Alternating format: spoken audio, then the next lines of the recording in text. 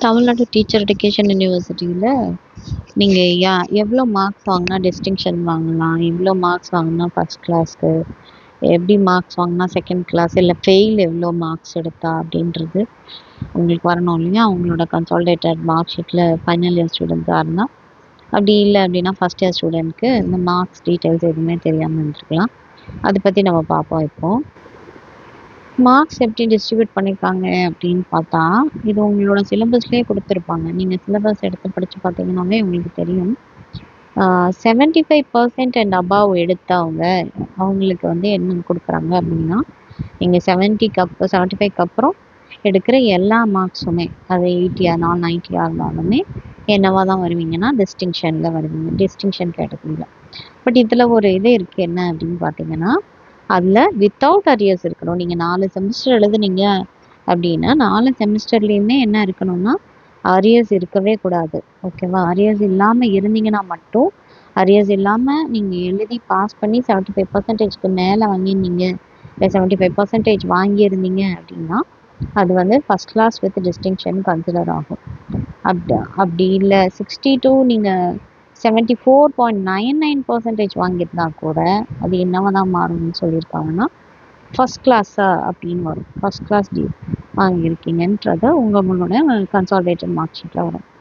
அதுக்கப்புறமேட்டு 52 59.99% வாங்கியிருந்தா கூட நீங்கள் என்னவா இருப்பீங்க, அது 60%ன்னு கன்சிடர் பண்ண மாட்டாங்க.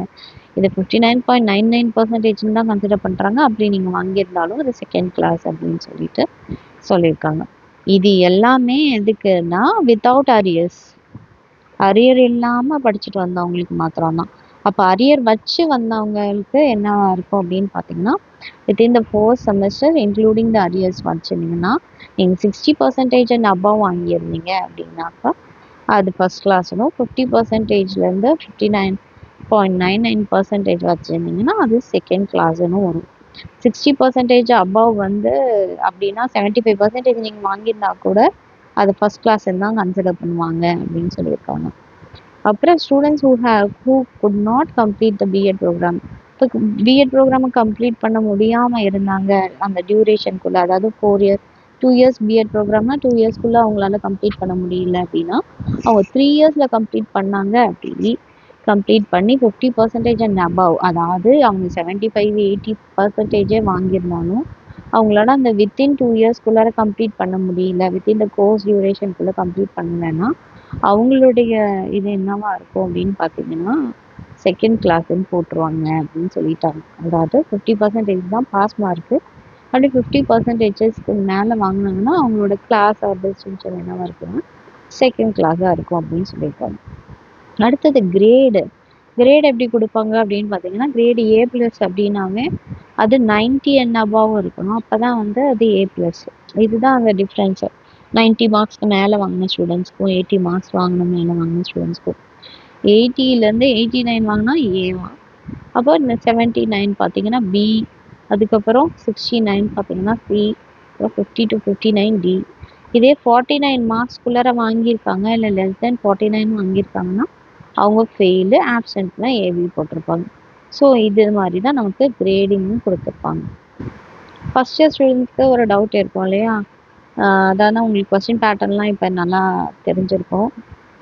5 மார்க் கொஸ்டின் எத்தனை எழுதணும், 3 கொஸ்டின் எழுதணும், 10 மார்க் கொஸ்டின் 5 எழுதணும், இதெல்லாம் தெரியும். அப்ஜெக்டிவ் டைப் 5 கொஸ்டின் எழுதணும் அப்படிங்கிறது தெரியும்.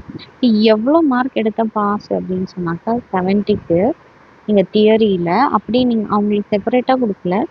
இதே வந்து நீங்கள் 49 வாங்கியிருந்தீங்கன்னா ஃபெயிலுன்னு போட்டிருப்பாங்க. ஆனால் தியரியில் நீங்கள் 70க்கு எவ்வளோ வாங்கணும் அப்படின்னு சொல்கிறாங்கன்னா 32 மார்க்ஸ் வாங்கணும் அப்படின்னு சொல்கிறாங்க தியரியில் மட்டும். அது இல்லாமல் இன்டர்னல் மார்க்ஸ் எவ்வளோ இருக்கும் அப்படின்னு பார்த்தீங்கன்னா 30 மார்க்ஸ்க்கு உங்கள் காலேஜில் இன்டர்னல் மார்க்ஸ் கொடுத்துருப்பாங்க. அந்த இன்டர்னல் மார்க்ஸ் பற்றி பார்ப்போம். பட் பாஸ் மார்க் எவ்வளோ 70க்கு அப்படின்னு பார்த்தீங்கன்னா 32. அப்போ நீங்கள் வந்து ஒரு 10 மார்க் கொஸ்டின் இருக்குது அப்படின்னா எத்தனை 10 மார்க், 5 10 மார்க், 5 10 மார்க்குக்கு மொத்தம் 5 10 மார்க்கையும் நீங்கள் எழுதிட்டீங்க கரெக்டானா அதுலேயே 50 மார்க் வருது. அப்படி இல்லை அப்படின்னா நீங்கள் 2 10 மார்க் எழுதினா கூட கரெக்டாக 20 மார்க் வந்துடும். இதில் ஒரு 2 5 மார்க் எழுதுனீங்கன்னா அதுலேயும் ஒரு 10 மார்க் வரும், 30 மார்க் எடுத்துடலாம் ஈஸியாக. ஸோ இதில் பொறுத்த வரைக்கும் தியரி தான். நீங்கள் கரெக்டாக பிளான் பண்ணி எழுதுனீங்கன்னாவே பாஸ் மார்க் எடுத்துடலாம்.